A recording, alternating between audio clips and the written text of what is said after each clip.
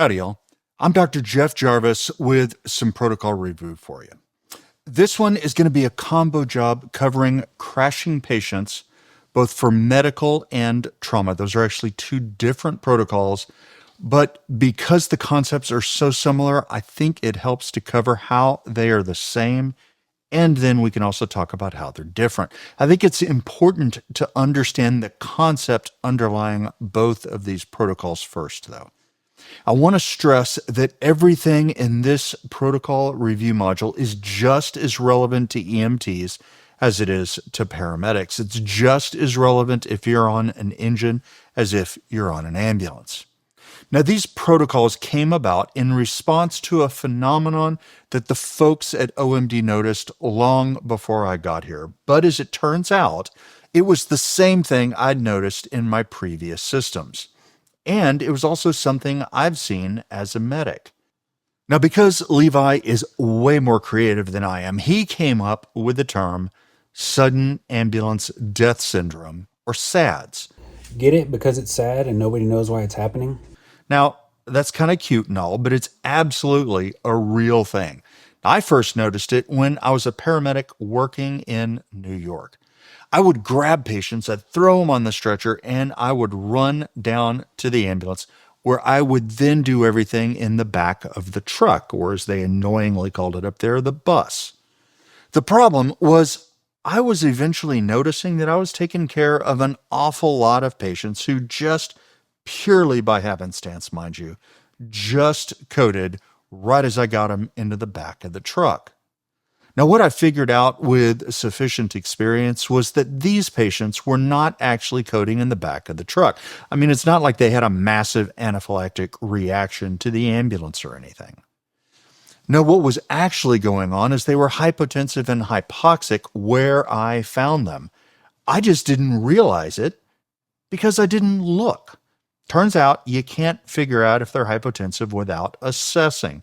And I wasn't doing that. I was picking them up and I was running them to the ambulance. Now, I also didn't notice that they'd gone into arrest somewhere during the process of humping them from their apartment down to the truck. I was way too busy with the humping part of the patient down to the truck, mind you, instead of doing my job as a paramedic and assessing and treating. Now, once I figured out what was happening, I started doing early resuscitation where I found the patient. I'd stabilize them as best I could, and then I would move them down to the unit. And as it turns out, I noticed a lot fewer cardiac arrests that just happened to occur as I got them into the back of my truck. Now, I mentioned OMD came up with this same concept. They were seeing the same thing. Now, as you know, we look at every single patient in cardiac arrest or every patient who gets invasive airway management. Kirby reviews the second-by-second monitor data on every one of these calls in addition to the stuff you put in the charts. Because she was seeing that, she was seeing what was happening with this patient, and Levi came up with a cute name, and thus SADS was born. And as a response to that, the crashing patient protocols came from those concepts. We saw a problem. The protocols were an attempt to address it. Now, the idea of these protocols is really pretty simple. Resuscitate before you translocate. All right, I'm going to spot you that resuscitate before you translocate isn't as catchy or sexy as resuscitate before you intubate, but it's the best I could come up with on short notice, and honestly, resuscitate before you translocate. I'm kind of proud of that. I think I'm going to try that on.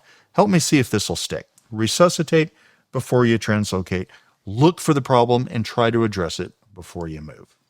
All right, so what does this mean to me and what are my expectations for y'all? Well, the idea here is to assess the patient and address the immediate life threats before you move them. Don't wait to address hypoxia before you move. Hypoxic patients can go from just a little bit of hypoxia to profound hypoxia to Brady asystolic cardiac arrest really, really rapidly.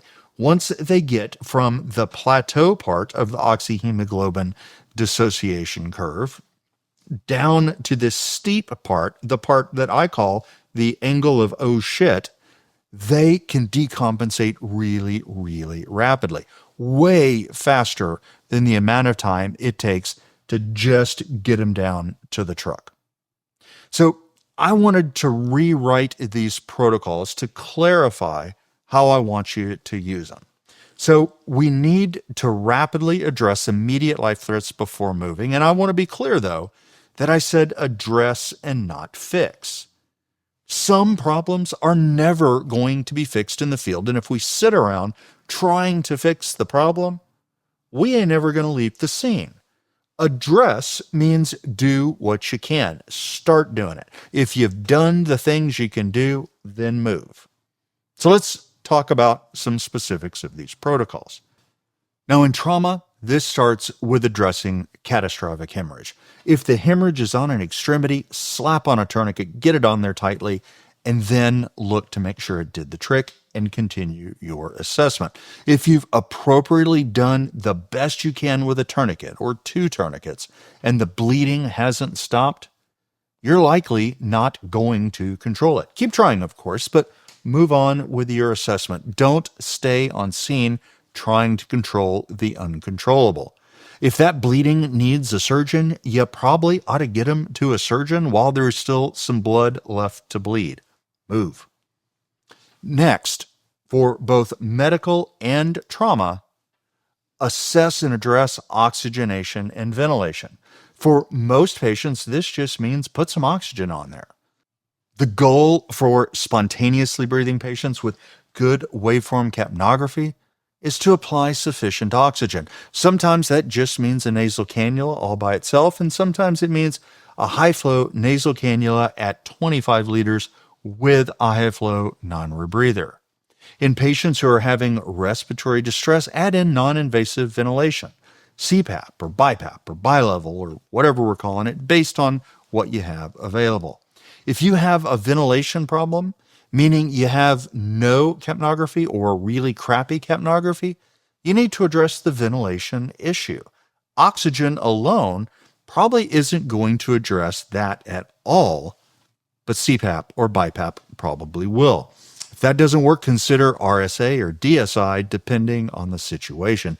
But do not move the patient without applying high-flow oxygen for a hypoxic patient, or at least manually ventilating with BVM and a good waveform end-tidal CO2 for those with ventilation problems. Our goal here is an SpO2 of 94% or higher, or it's not 94% or higher despite you having done appropriate therapy. If they're breathing well, got great waveform, plus or minus BiPAP, and you got them on all the oxygen you got, and their SATs still aren't good, they're not going to get good. Time to go. Hopefully that makes sense. Now, for trauma patients, you start to move the patient once you've addressed catastrophic hemorrhage, oxygenation, and ventilation. You'll notice that it now says move between the oxygenation and ventilation part and the deal with circulatory support. So why is that? Well, because you're not likely to be able to do something about it for trauma patients. You got to get them to the hospital, whereas medical patients, there's a little more leeway. So what does this mean? Well, if a trauma patient is hypotensive, we should address the blood pressure en route. The reason trauma patients are hypotensive are almost never because of something we can fix in the field. Actually, I'm kind of having a hard time thinking of any. Often it's because their very last red blood cell just went bloop right onto the street. And until we have blood to give them, we need to get them to the blood. Now, there are certainly things we can do to temporize the situation, like in the circulatory support protocol, but we need to be doing it while we're moving. And as I said before, medical patients are more amenable to treatment, so we ought to initiate therapy before movement. Now, this may be IV fluids or pressors or blood once we get it, based on the situation. We don't need, and I really want to stress this, we don't need to fully correct the hypotension before we start moving, but we do need to initiate it. Our goal here is resolution of hypotension if we can, that's great, or initiation of therapy if we can't.